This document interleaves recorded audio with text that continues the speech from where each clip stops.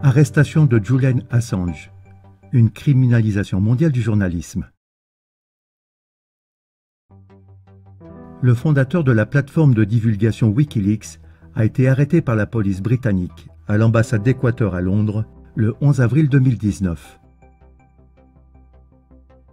Selon la police britannique, une demande d'extradition américaine a été reçue.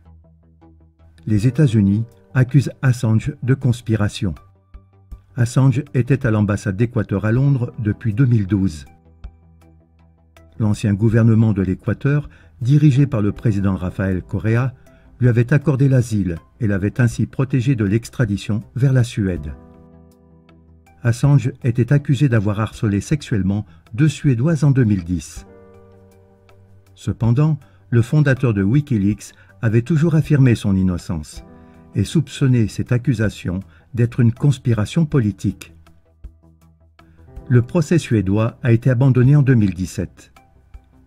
Néanmoins, il a longtemps été menacé d'arrestation par la police britannique pour de prétendues violations des conditions de sa libération sous caution.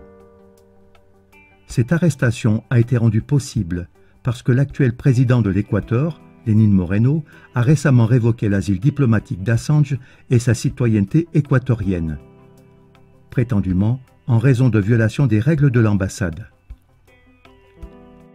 Pendant des années, Assange a été menacé d'extradition vers les États-Unis pour y être soumis à un procès pénal. Les autorités américaines l'accusent de conspiration pour piratage informatique. Wikileaks a publié à plusieurs reprises des documents internes de l'armée américaine et des autorités américaines et a mis en lumière des violations scandaleuses des droits de l'homme dans la prison américaine de Guantanamo Bay et des atrocités commises par les forces armées américaines pendant la guerre en Irak et en Afghanistan.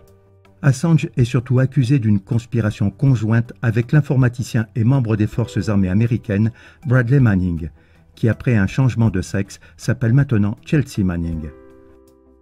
Manning lui avait transmis des informations sur les crimes de guerre des États-Unis en Irak. En conséquence, Wikileaks avait publié la plupart des 740 000 documents sur le site web. La peine maximale pour conspiration pour piratage informatique est officiellement de 5 ans. Il y a des années, diverses voix des États-Unis comme Bill O'Reilly, présentateur de Fox News, ou le politologue Tom Flanagan avaient réclamé la peine de mort pour Assange. Les avocats d'Assange sont certains que la brève accusation de conspiration pour piratage informatique ne s'arrête pas là.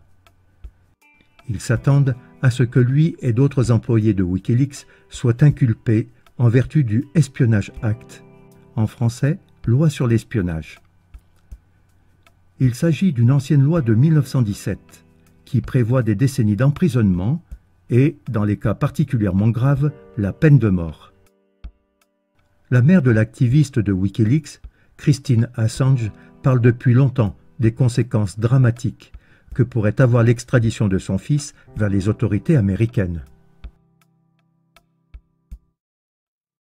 Ils rendent mon fils coupable pour justifier son extradition vers les États-Unis où un simulacre de procès l'attend. Depuis 8 ans, il n'a fait l'objet d'aucune procédure judiciaire en bonne et due forme. À chaque étape, c'était injuste et c'était une perversion de la loi. Il n'y a aucune raison de croire que cela va changer à l'avenir. Le grand jury américain responsable de Wikileaks, qui a déposé la demande d'extradition, a rencontré en secret 4 procureurs, mais sans défense et sans juge. Le traité d'extradition entre le Royaume-Uni et les États-Unis permet au Royaume-Uni d'extrader Julian vers les États-Unis sans qu'il y ait eu de véritable infraction pénale. Aux États-Unis, la NDAA, loi d'autorisation pour la défense nationale, autorise la détention illimitée sans procès. Julian pourrait très bien être détenu et torturé à Guantanamo, condamné à 45 ans de prison de haute sécurité ou condamné à mort. Mon fils est en danger de mort à cause de la persécution politique brutale de dirigeants sans scrupules dont il a courageusement porté les crimes et la corruption à l'attention du public en tant que responsable de Wikileaks. Nous devons protester pour mettre un frein à cette brutalité. J'en appelle à tous les journalistes pour qu'ils se lèvent maintenant parce que c'est votre collègue et que vous êtes les prochains. Je demande à tous les politiciens qui disent être rentrés en politique pour aider les gens de se lever maintenant. J'appelle tous les militants qui défendent les droits de l'homme, les réfugiés, l'environnement et qui sont contre la guerre à se lever maintenant. Parce que Wikileaks a soutenu votre cause et Julian souffre maintenant à vos côtés pour elle. J'en appelle à tous les citoyens qui attachent de l'importance à la liberté, à la démocratie et à une justice équitable pour qu'ils mettent de côté leurs divergences politiques et s'unissent.